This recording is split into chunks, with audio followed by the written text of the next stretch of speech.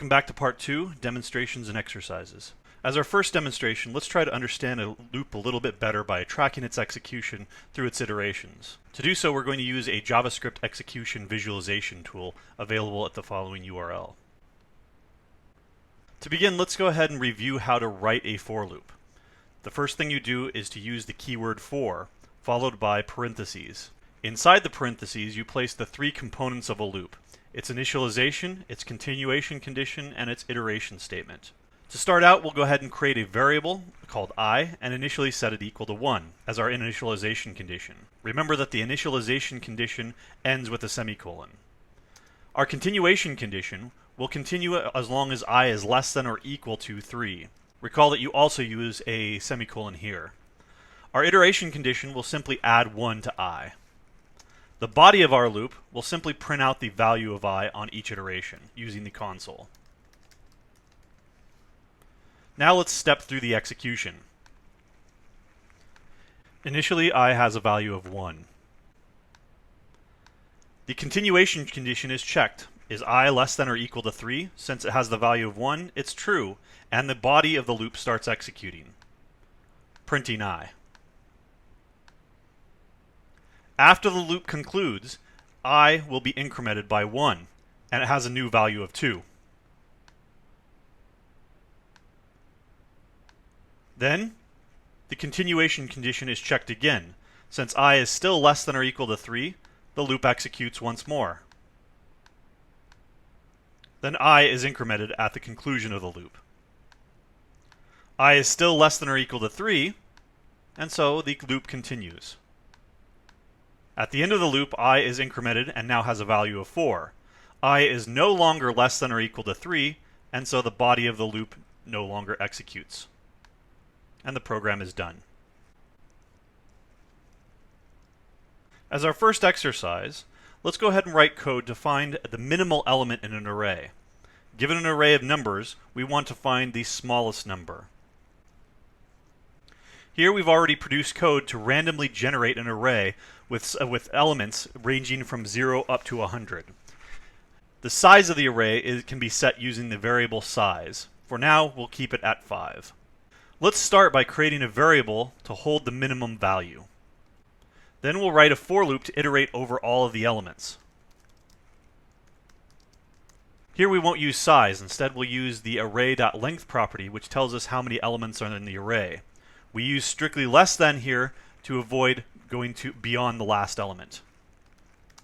And we iterate by 1 each time. The logic here will be different. Instead of just printing it out, we actually need to check to see if the element is less than the minimum that we've found so far. If the ith element in the array is strictly less than the minimum that we've found so far, we'll go ahead and update the minimum to be the ith element in the array. At the end, we'll print out both the array and the minimum element to verify that it works. Let's see if it works. It doesn't. The min is undefined. That's because we never initialized the variable.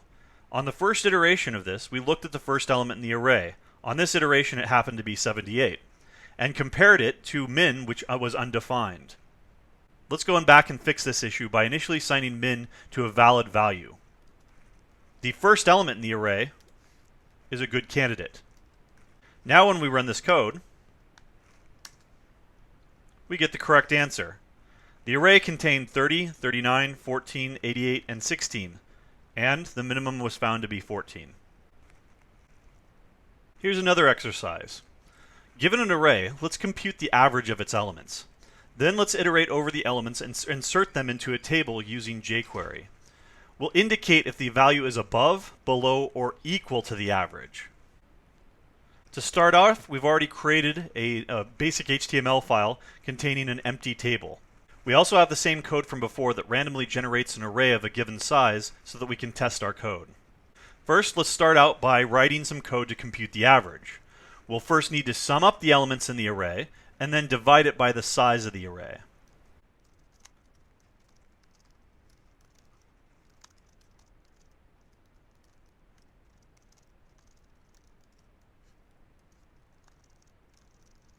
Now that we have the average, we can add it to our document using jQuery.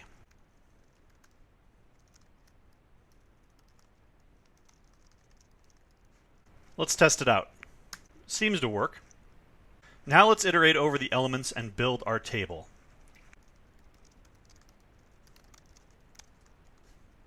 For each element, we'll need to build an HTML table row using a string.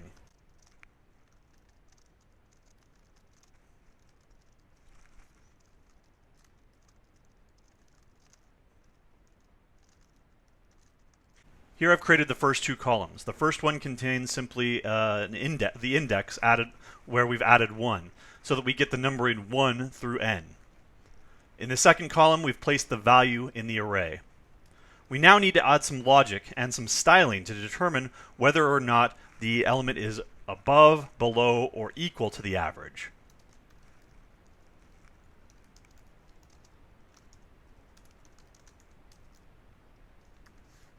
In the case that it is less than the average, we'll go ahead and add a table cell with the coloring red.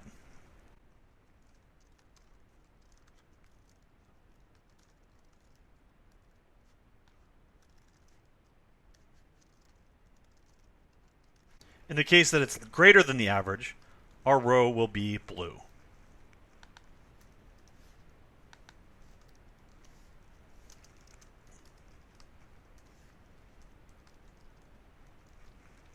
In the case that it's equal, we'll use a color of black.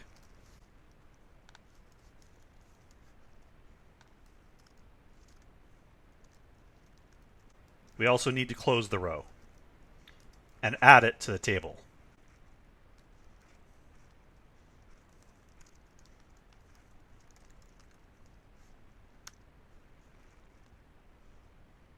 Executing this code seems to work. If we execute it multiple times, note that we just are simply adding elements to the table. To prevent this, we could have cleared out the table before we started everything.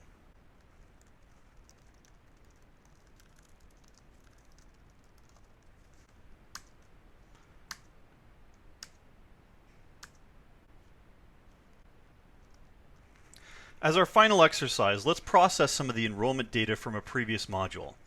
First, what we need to do is find all unique course records. Then we're going to go over the enrollment records and count up the number of students in each course and produce a table that summarizes the aggregated data so that we know how many people are enrolled in each course. Here we have the data from before stored as an array called roster. We also have the beginning of an HTML page here, with an empty table containing columns for course number and an enrollment. To start out, we've already written code to find all unique course numbers. To walk through this code very briefly, first we create an empty array called courses, with another index variable j that will be incremented for each course that we add to this array. Then we go into a for loop that iterates over all of the roster records. For each roster record, we get its course number, and we call this method called indexOf to see if it's already in the array. A return value of -1 indicates that it's not in the array, in which case we need to add it. Any other return value would indicate that it's already in the array and we don't need to add it again. We set courses sub j equal to roster sub I dot course number in order to add it to the courses, and then increment our second index variable j. There are alternative ways of doing each one of these steps that are arguably a lot better, but we just want to keep it simple for now. To see that this works, let's go ahead and print it out to the console. Here, we have all of the courses, 13 in all. At this point, the courses contain all unique course numbers. What we need to do next is iterate over all the enrollment records. Now what we need to do is iterate over each one of these courses. For each course, we'll iterate over all the enrollment records and count up how many match that course. First, we need a counter variable initialized to 0.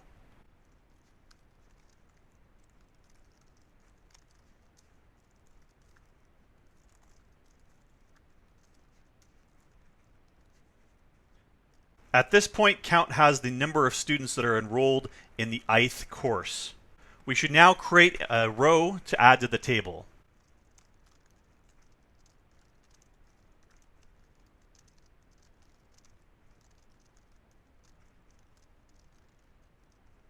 We now use jQuery to add it.